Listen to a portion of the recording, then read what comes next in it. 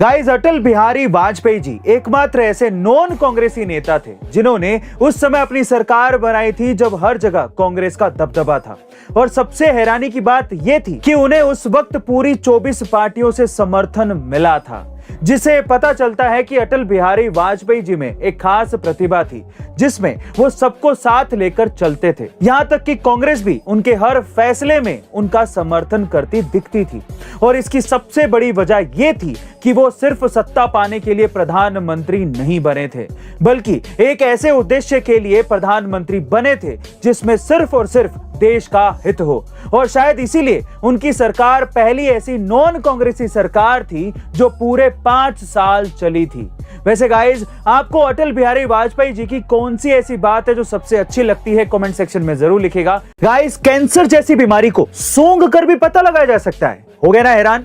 जी हाँ guys, Israel के एक साइंटिस्ट होजम हेक ने एक ऐसा डिवाइस बनाया है जिससे एक इंसान की ब्रीथ यानी कि सांसों को सूंघ कर यह पता लगाया जा सकता है कि बॉडी के अंदर कैंसर है या नहीं।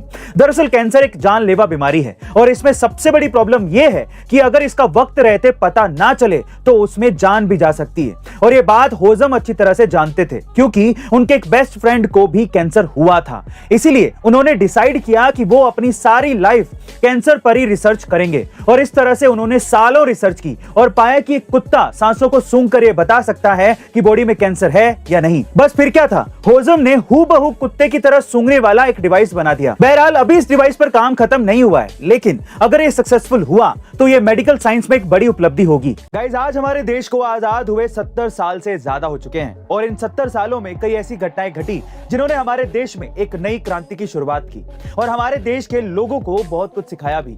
लेकिन गाइस, साल 1947 के बाद कुछ ऐसी अनसुनी घटनाएं भी घटी हैं जिनके बारे में शायद आप भी नहीं जानते होंगे।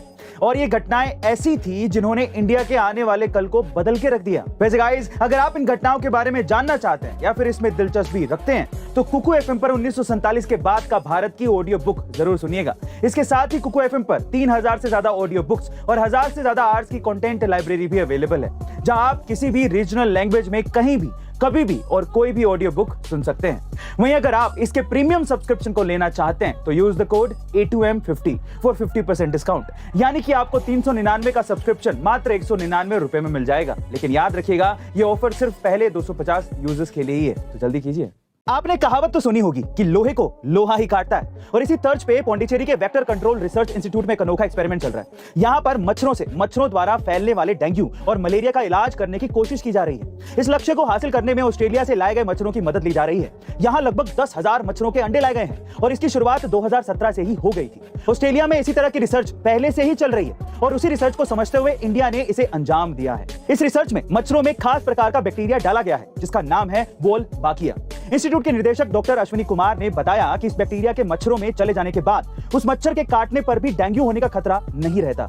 और ये देखते हुए अब इस प्रजाति की संख्या को बढ़ाने की कोशिश भी की जा रही है, जिसमें इन मच्छरों को किसी एक इलाके में छोड़कर ये देखा जाएगा कि इंसानों पर इनका कितना असर पड़ता है और डेंगू के मामले में कितनी कमी आती है। गाइस, अगर एक्सपेरिमेंट सक्सेसफुल हो गया तो आपको क्या लगता है कि हम कितना डेंगू और मलेरिया से बच पाएंगे? कमेंट सेक्शन में जरूर लिखेगा। और ऐसे अमेजिंग वीडियोस के लिए शेयर, सब्सक्राइब एंड लाइक। मिलते हैं अगली वीडियो में।